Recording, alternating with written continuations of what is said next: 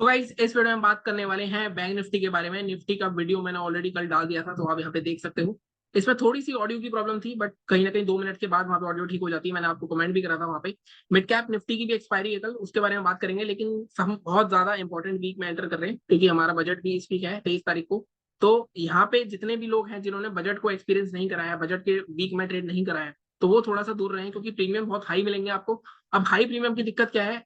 एक तो पॉजिटिव चीज उसमें ये है कि अगर मार्केट में मूव आता है तो आपको पॉइंट भी उतने अच्छे मिलेंगे। लेकिन अगर मार्केट खड़ा हो जाता है गलती से भी, मतलब मान लो एक कैंडल मूव आया, मार्केट खड़ा हो गया 2 कैंडल भी, तो आपका 40-50 पॉइंट का डीके ऐसे ही कर देगा। तो काफी लोग उस चक्कर में लॉस कर देंगे, पूरा अकाउंट भी ब्लो कर सकते हैं। तो अगर आपने बजट पहले ट्रेड नहीं कराया तो उसके लिए इस वीक थोड़ा सा दूर रहो, या फिर नेक्स्ट वीक की एक्सपायरी में लोग बताते हैं ट्रेड करने के लिए, बट मैं थोड़ा रिकमेंड नहीं करता हूँ। फिर भी थोड़ा सा दूर रहो। मिड कैप निफ्टी की एक्सपायरी है, उसके बारे में बात करेंगे, क्योंकि कहीं ना कहीं उसमें मैं देख रहा हूँ कि 12,000 के आसपास का लेवल आ सकता है। 12,194 के आसपास है अभी। बट जैसा फ्राइडे को देखा हमने कि फ्राइडे को निफ्टी में तो थोड़ा ज्यादा फॉल था, बैंक निफ्टी इतना फॉल नहीं करा। अभी भी देखो, ये लेवल्स हमारे कम से कम 4 या 5 दिन की एक मार्केट में एक रेंज बना रखी है, और इस रेंज को ना मार्केट ऊपर तोड़ पा रहा है ना नीचे तोड़ पा रहा है। बार बार मार्केट उस जोन पे आता है लेकिन तोड़ नहीं पाता। लेकिन अब जो मार्केट में क्लोजिंग आई है, मार्केट में बिल्कुल उस जोन के आसपास क्लोजिंग है, तो मुझे ऐसा लगता है मंडे को एक बड़ा फॉल आ सकता है मॉर्निंग मॉर्निंग में। और आपको इजीली 51-700 तक के भी लेवल देखने को मिल सकते हैं, मतलब 400-500 पॉइंट का फॉल दिख सकता है। ठीक है, बट जैसे कि मैं हमेशा कहता हूँ, हमें करनी है डिटेल एनालिसिस। तो सबसे पहले हम डिलीट करते हैं सब कुछ और डेली चार्ट पे चलते हैं। फर्स्ट पार्ट में वीडियो के हम बैंक निफ्टी डिस्कस कर लेंगे, और सेकंड पार्ट में हम डिस्कस कर लेंगे मिड कैप निफ्टी को। ठीक है, अब यहाँ पे देखोगे सबसे पहले वीकली चार्ट लगाते हैं पहले, क्योंकि वीकली चार्ट पहले हम देखते हैं, क्योंकि हम पूरे हफ्ते की एनालिसिस करते हैं और फिर इंटरडे की लेवल्स भी निकालते हैं। अब यहाँ पे अगर आप देखोगे तो वीकली चार्ट में निफ्टी जितना स्ट्रॉन्ग दिख रहा था, तो बैंक निफ्टी स्ट्रॉन्ग नहीं था। बैंक निफ्टी पहले से स्ट्रॉन्ग नहीं था। बैंक निफ्टी यहाँ पे पहले ही विक्स बनाना शुरू कर चुका था ऊपर की, और मैंने आपको बताया भी था कि मार्केट में सेलिंग आना शुरू हो चुकी है, क्योंकि विक्स ऐसी तभी बनती है। इसके बाद मार्केट में कहीं ना कहीं यहाँ पे मार्केट ने एक हैमर बनाई। हैमर का हाई इंपॉर्टेंट था, और इसका हाई 794, लेकिन इसका हाई ब्रेक नहीं हुआ। हाई ब्रेक होता तो शायद ऊपर की तरफ एक मूव और मिल जाता हमें। अब जो कैंडल बनी है टॉप पे, ऑलरेडी 3 हफ्ते मार्केट सस्टेन कर रहा है, स्ट्रगल कर रहा है ऊपर जाने के लिए।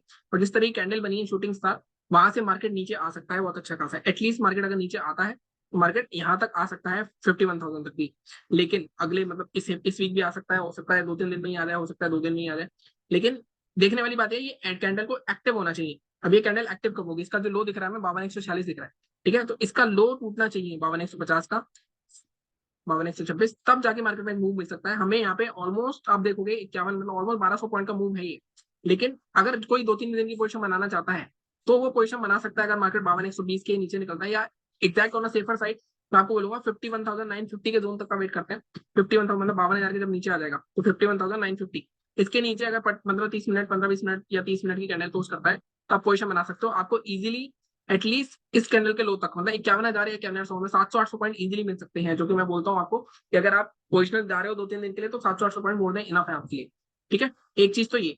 बाइंग कहाँ करनी है? देखो, बाइंग करने के लिए ये वाली जो 2 कैंडल्स है इनका हाई ऑलमोस्ट सेम है। जब तक मार्केट 52,850 का जोन नहीं निकलता है, तब तक आप बाइंग की पोजीशन नहीं बनाओगे। और 52,850 पर निकलता है तो एक शॉर्ट कवरिंग रैली आ सकती है।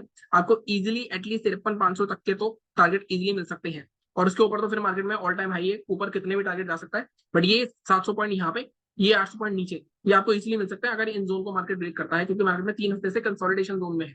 ठीक है, ये वीकली चार्ट हो गया। डेली चार्ट एक बार चलते हैं। डेली चार्ट पे भी आप देखोगे तो मार्केट कहीं ना कहीं पिछले ऑलमोस्ट 1, 2, 3, 4, 5, 6, 7, 8 दिन से एक रेंज में ही है, और हमारे लेवल्स एक्टिवेट नहीं हो रहे। ठीक है, यहाँ पे अब बहुत ही अच्छा प्राइस एक्शन बना हुआ है। तो अगर आप देखो, ये 4 दिन होल्ड करा मार्केट, ब्रेकआउट हुआ, सपोर्ट लिया, फिर ऊपर ब्रेकआउट हुआ लेकिन गया नहीं, और नीचे यहाँ पे फिर से सपोर्ट लिया उस जोन पे।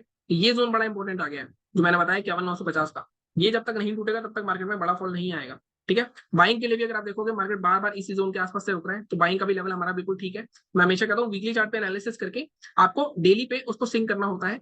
और जब डेली पे सिंक करते हो तो आपको लेवल्स और क्लियर दिखते हैं। तो हमें यहाँ पे एक चीज साफ साफ दिख रही है, मार्केट में जो हमारे, अगर कोई 700-800 पॉइंट के लिए क्लियर करना चाहता है, 52,875 और 51,991, इसके बीच में अगेन मार्केट साइडवेज हो सकता है।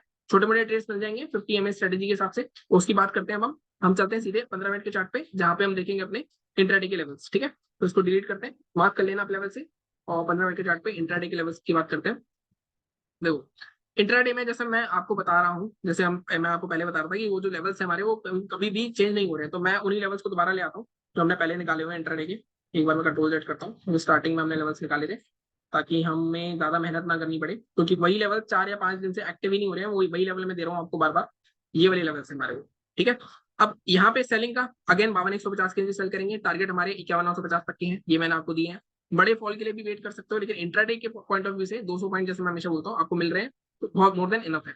ठीक है, अब बाइंग यहाँ पे 52,854 बहुत ऊपर है, बाइंग यहाँ पे थोड़ी बहुत एडजस्ट हो सकती है। अब बाइंग को एडजस्ट करना है अगर मेरे को, तो आप देखोगे, मैं 15 मिनट का चार्ट खोलता हूँ उसमें। बाइंग अगर आपको एडजस्ट करनी है तो आप देखोगे ये वाली जो एक रेंज बन रही है मार्केट, इस रेंज के ब्रेकआउट पे भी आप ट्रेड कर सकते हो बाइंग के लिए। अब यहाँ पे दिक्कत ये है कि 52,418 आ रहा है, ठीक है। अगेन तो यहाँ पे मैं हमेशा आपको क्या बोलता हूँ, जब भी 400-500 के आसपास है तो 550 का एक सेफर जोन लो। तो हम जो ट्रेड कर सकते हैं बाइंग के लिए वो जब इस कैंडल के ऊपर निकलेगा 575, तब आप बाय कर सकते हो। तो मैं 854 की जगह 575 का लेवल दे रहा हूँ। अब यहाँ पे टारगेट थोड़े चेंज होंगे। टारगेट आपका जो फर्स्ट रह सकता है वो रह सकता है 750 के आसपास का, और सेकंड टारगेट आपका रह सकता है 850 के आसपास का, ठीक है। थर्ड टारगेट आपका बट ऑब्वियस 250 टू 950 के आसपास रह सकता है। तीन टारगेट नहीं है, बट मैं हमेशा बोलता हूँ 200 पॉइंट मिलने के बाद आधा प्रॉफिट बुक करना है। फर्स्ट टारगेट मेरा जो होता है वहां पे आपको आधा प्रॉफिट बुक करना ही है। बैंक निफ्टी जितना खतरनाक इंडेक्स है उतना कोई भी नहीं है, हालांकि आजकल तो सारे इंडेक्स ही खतरनाक है। मुझे ऐसा लगता है अभी की डेट में सबसे खतरनाक है सेंसेक्स, जो कुछ भी करता है मतलब प्रीमियम वगैरह उसके हिसाब से कुछ भी होता है उसमें, ठीक है। और कल मैंने आपको दिखाया भी था कि हमारा जो 2 दिन से मैं 10,000 के कैपिटल से ही ट्रेड कर रहा हूँ। बजट का वीक है तो कैपिटल कम रखो अपना, ज्यादा कैपिटल नहीं डाल रहा हूँ। 10,000 से ही हमने 10,000 का प्रॉफिट भी कर लिया है, तो मैंने कल के वीडियो में दिखाया था आपको, वो देख लेना आप, ठीक है। तो ये बैंक निफ्टी की हमारी पूरी एनालिसिस हो जाती है।